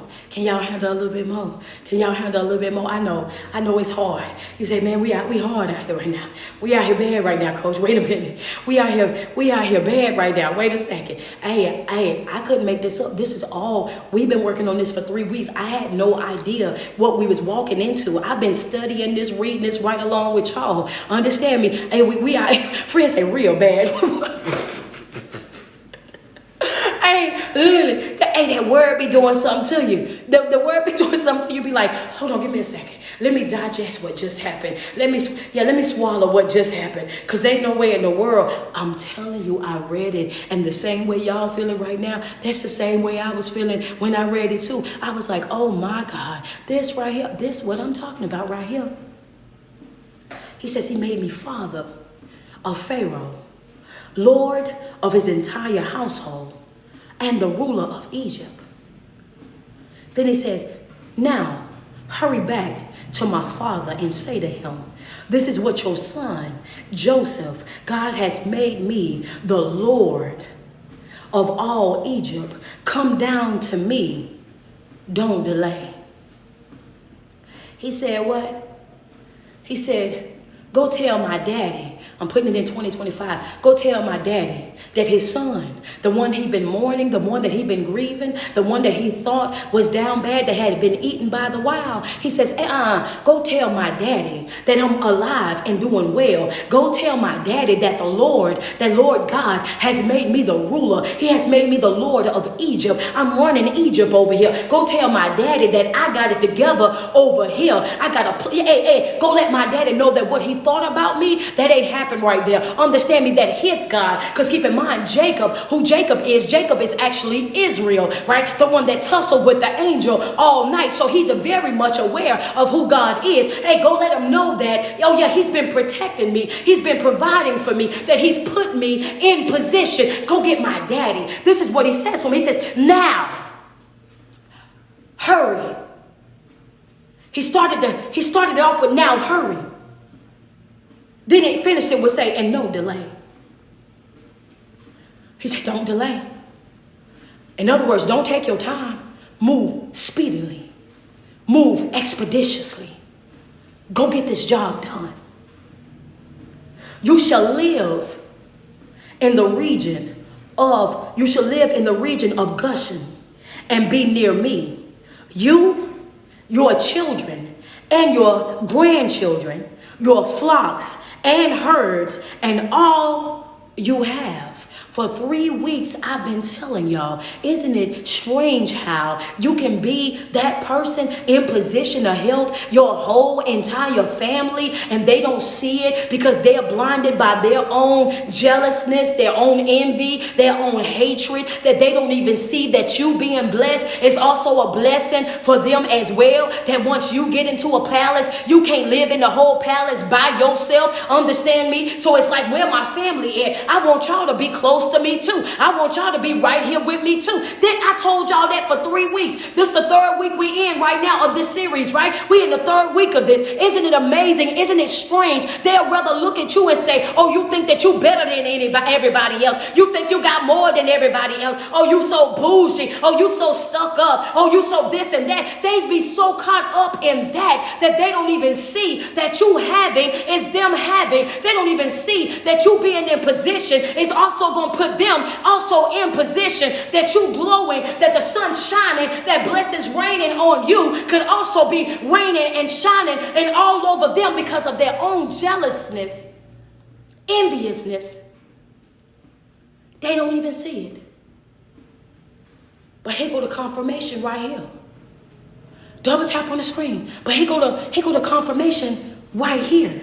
If you ever, here go the confirmation right here. It says right here, it says, you shall live in the region of Goshen and be near me. You, not just you, your children, not just your children, and your grandchildren. He said, I'm not only going to bring you, your children, and your children's children, and your grandchildren, all these children. He also said, I'm going to bring your flocks. I'm going to bring your herds and all that you have. That means everything that got your name on it, pack it up. It's officially moving day. Understand me. I'm taking you out of a famine. I'm going to take you out of a place where nothing is growing right now. No water's flowing. Everything over there, it's down bad right now. And I'm going to bring you from that over here to where there's overflow, where there's abundance, where there's more than enough. And I'm going to have you and your children's children and your flocks and everybody else. Y'all going to come and y'all going to be near me. My God, my God, my God.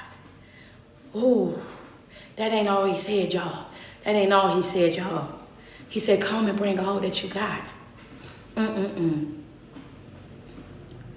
that hit me because I remember when I first started coming up with my videos, how I wanted to help my whole entire family, wanted to bless my whole family. Like, y'all, I'm really making it. I'm coming out the gutter, y'all. I ain't sleeping on nobody's couch no more. I ain't have to call the police because people trying to kick me out of their apartment that they didn't promise me I can stay in, and I'm paying the bills. I'm just trying to take care of my son. I ain't having to have roommates and just to have enough to pay the bill no more. I ain't got to work 16 and 17 hours no more. I just got to get up and I got to preach. I got to get up. I got to speak. I got to get up and I got to motivate. And God is making a way. Man, I just got monetized on Facebook, man. Man, I just got monetized on TikTok, man. Listen, all these beautiful things happen just for some folks in my family to look at me different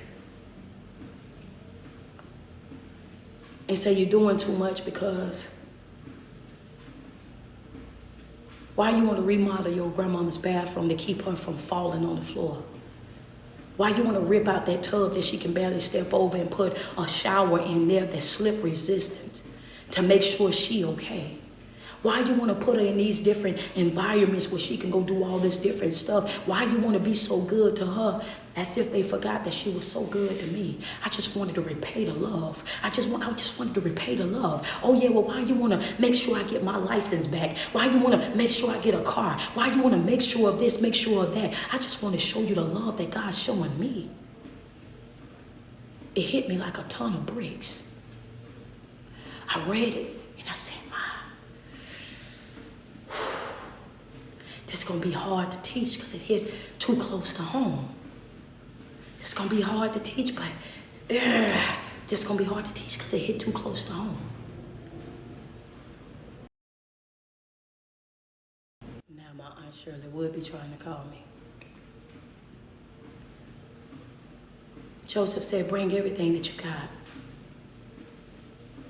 Y'all gonna come and y'all gonna stay near me. But he ain't stopped there. He says, I will provide for you there. Because 5 years of famine are still to come. Otherwise, you and your household and all who belong to you will become destitute, unalive. He says, come, because I'm going to provide for you. I got more than enough for you. He said, come, I've already prepared a place for you. I got a space for you. In there he says, I got a piece of earth. I got what you need right here. I got everything that you need is going to be over here. I just need you to come. I need you to go get your stuff and I need you to come.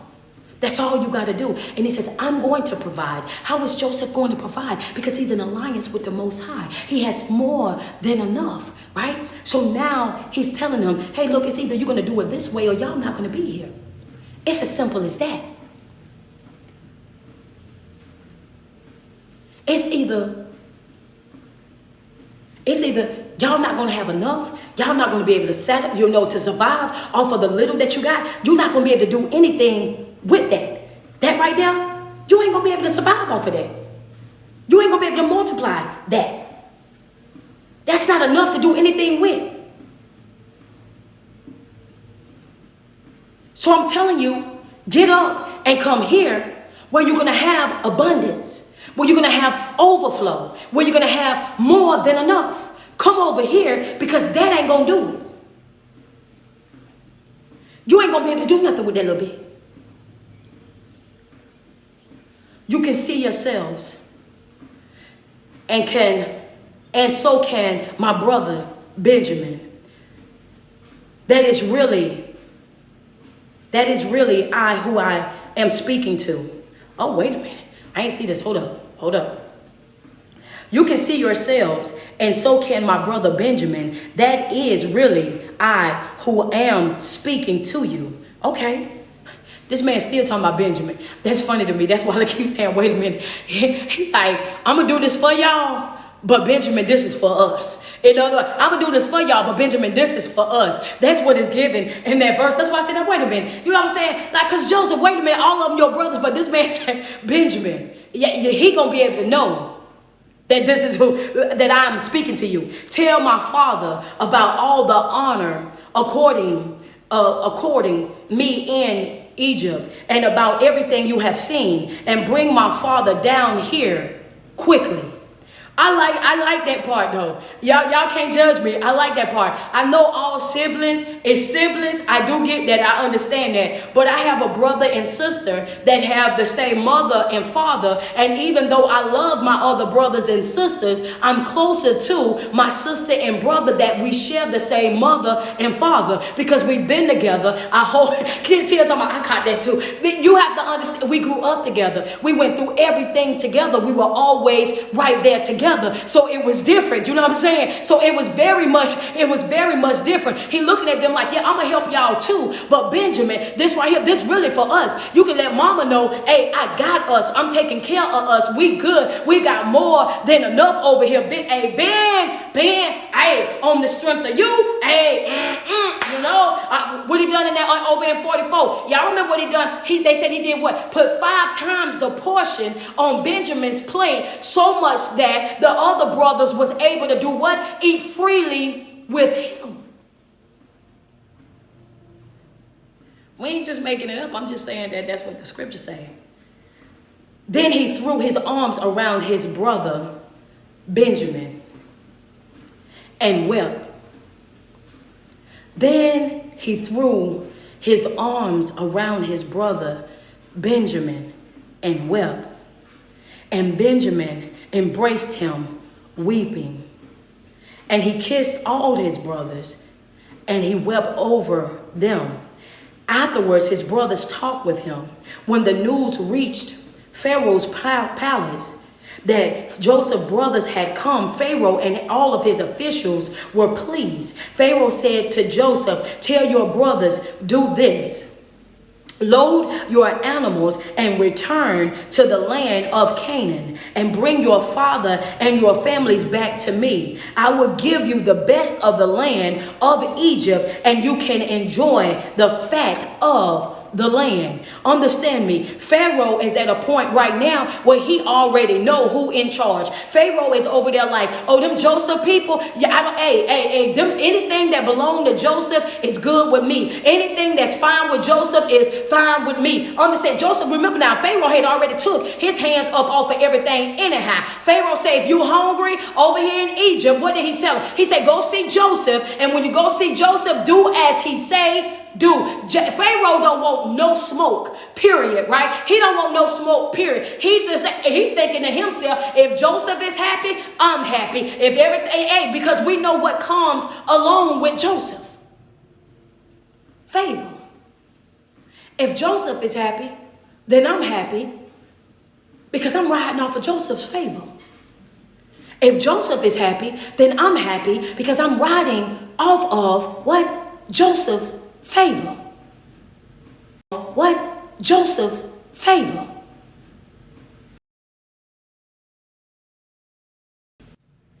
The last thing that Joseph want to do, the last thing that Pharaoh want to do is to lose Joseph.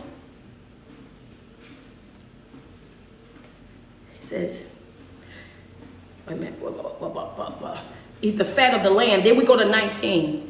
Make sure everybody can still hear because that call tried to come through. It says, you are also directed to tell them. Can everybody hear? Everybody hear? Everybody can hear? Okay, we can hear over there. I see y'all. Over here on IG. IG, can y'all still hear? Can y'all still hear on IG? I know TikTok can hear. That's the problem over here over sometime on Meta though.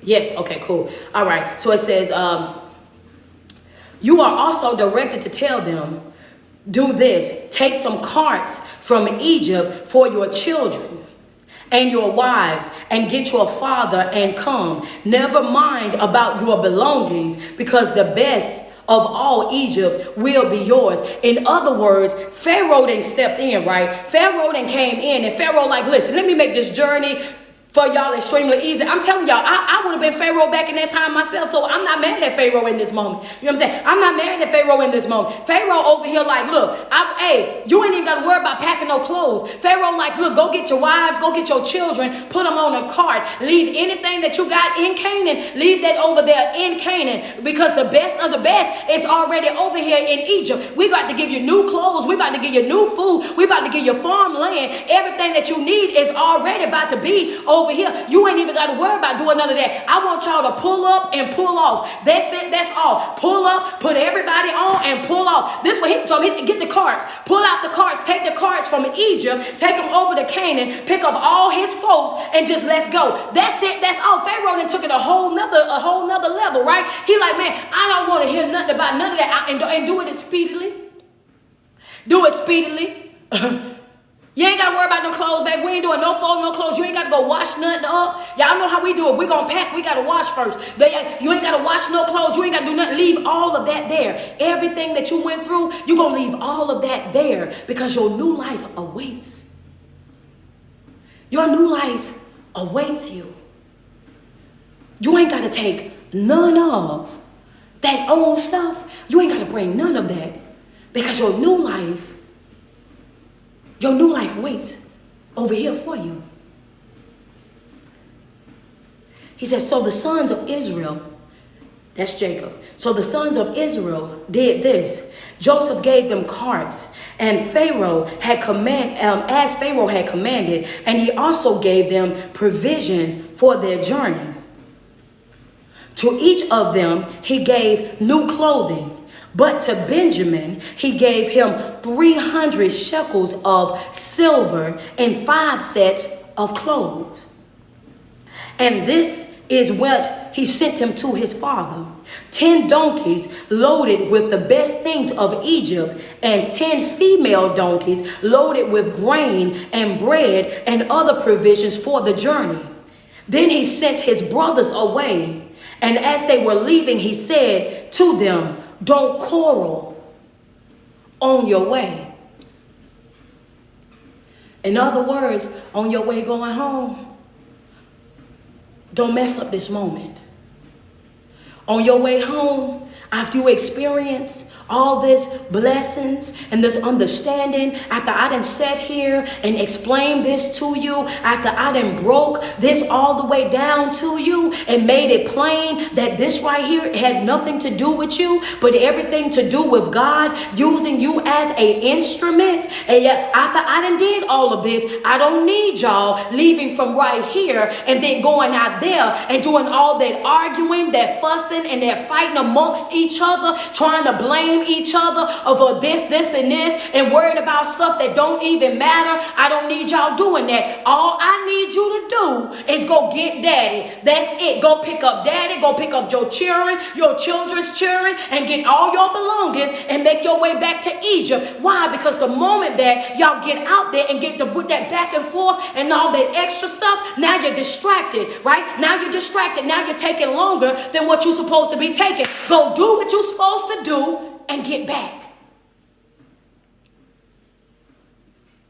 So they went up out of Egypt and came to their father Jacob in the land of Canaan.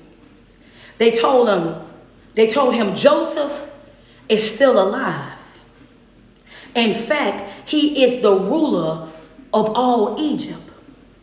Jacob was stunned. He did not believe them. But when they told him everything Joseph had said to them, and when he saw the carts Joseph had sent to him to carry him back, the spirit of their father revived. Y'all know we like a good old revival. Revived, and Israel said, I am convinced my son Joseph is still alive, and I will go and see him before I'm unalive. What happened? Joseph, daddy, now know that he's alive and he's loading up to go see him. But can you imagine that feeling? Can you imagine that feeling? Of all these years then pass, and you thinking that your son is not alive, for you to only find out that your son is in fact alive, but not just alive, also successful, and then sent for you. Oh my, I can only imagine what that would feel like. What that energy would be like. How would you embrace him? What would you say to him? What type of conversations would be having in that moment? That's a long time.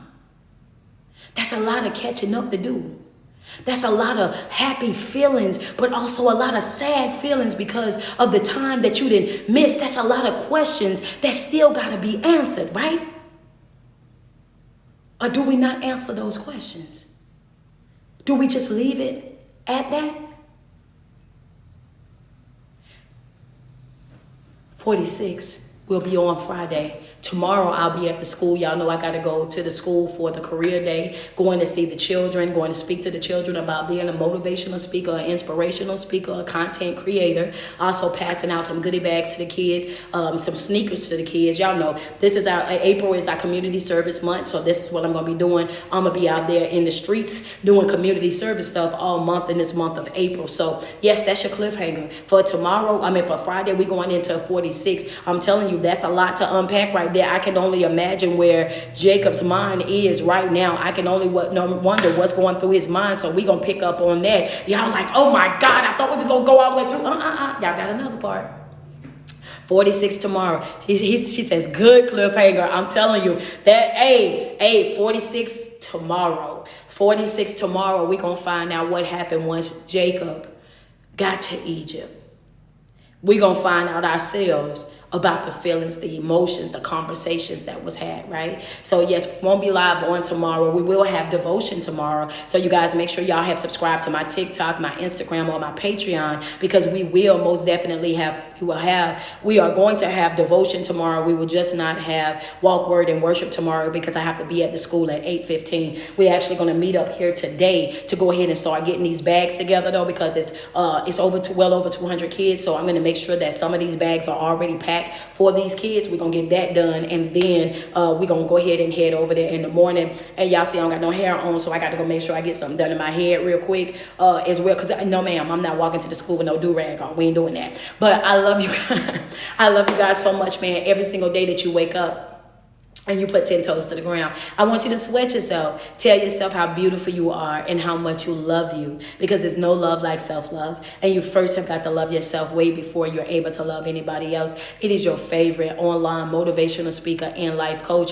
It's your girl, Street Poet. I love you guys so much, man. Sorry for the delay this morning, but like I said, it was something that I couldn't help, right? Had to get the tire in the car. But I love you guys, man. I hope that you guys are thoroughly enjoying this journey that we've taken down the life of Joseph. Man, I'm telling you, I've learned so much about my own life inside of this text. I've seen my own experiences. I've seen my experiences with friends, with family, you know what I'm saying, with jobs, everything inside of this text right here, just this text. So I can only imagine what's going to happen as we continue, right? Kira say, same. I'm telling you, as we continue to dig deeper into these scriptures, right? I can only imagine what's going to be revealing itself to us. And I thank God that he placed me on this journey to start doing more of this particular way, right? Because it also gives you guys that opportunity to really go from story to story, you know what I'm saying? To kind of really understand exactly what's happening in those moments and see how to place yourselves in those moments so that you can make the right decision in your own life. Because I'm a firm believer,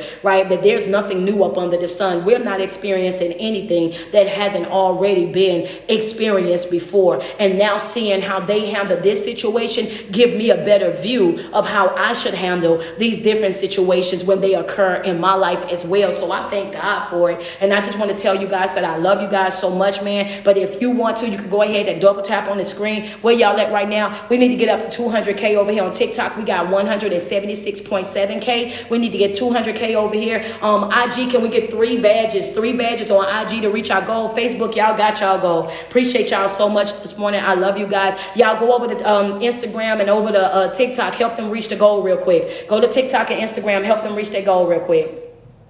Let's go, y'all. Double tap on that screen. Double tap on that screen over there on TikTok. Get us up to our goal. Let's reach our goal of 200K. Friends say confirmation. Hey, Dora, how you doing? Double tap on that screen for me real quick. Let's get it. Let's get it. Let's get it. Thank you. No problem, Kim. You enjoy the rest of your day. Latae, how you doing? Miss Driver, what's up with you? I appreciate it. Says, I love you too, Ashley.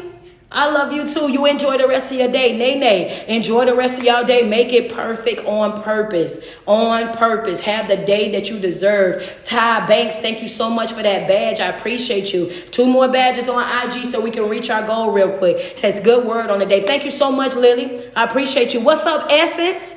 Gigi, I love you too. I love you too. All right, Tia, you have a good day. Give Marley a kiss for me. Sheila Davis, you welcome, love. Bree, I love you too. I love you too. Y'all double tap on the screen. We at 186. We almost at our goal. What's going on, Gorgeous Glow? We got to catch up. Where you been? I don't know if we didn't talk since 2025. What's going on? I am Chanel. Appreciate you. Appreciate you so much, Edie Nicole. IG, y'all just reached y'all goal. Thank you so much. I love you. I love you so much, man. Thank y'all for the love and the support. Yeah, we got to get over here. What is it? I don't want to mess her name up. Leola. If I think about it, then I'll be messing it up. Thank you so much, Angela Carr. Appreciate that cash app. Thank you so much, Tatiana. Appreciate you so much for that badge. If I think about it, Leola, I mess it up. Every single time, I just got to say it. So I don't mess it up. Thank you, Latifa. Appreciate you over there. Crystal Love. I love you. Thank you so much for everything, babes. I appreciate you. I want you guys to have a great day. Yes, man. I love y'all. I'll see y'all soon. Have a good day over there. We got, go ahead and get IG down. All right, so we waiting on y'all. I'm waiting on y'all. Y'all at 195. We almost there. We almost there. We gonna get it. We gonna get it, gonna get it, gonna get it, gonna get it. Y'all, I got a package today. I got to show y'all too. T, for this package I got, listen, let me tell you something. I didn't even know the package was at the house, right? So I got back and I got a package. Bro, wait till I send you the pictures of what these people done sent me. Fire. It is fire. I don't even know the people. So I'm like, you know what I'm saying? I'm trying to see where they got the information from, but they sent me a package. I'm going to do pictures with it and I'm going to get it posted for them. But wait till I show it to you, bro. You're going to love it. I love you guys, man. She says, you wait, why? That I don't know about that right there. Yours I paid extra for to make sure you got your shirt. All right, well let me call you. I love you. I'll talk to y'all soon.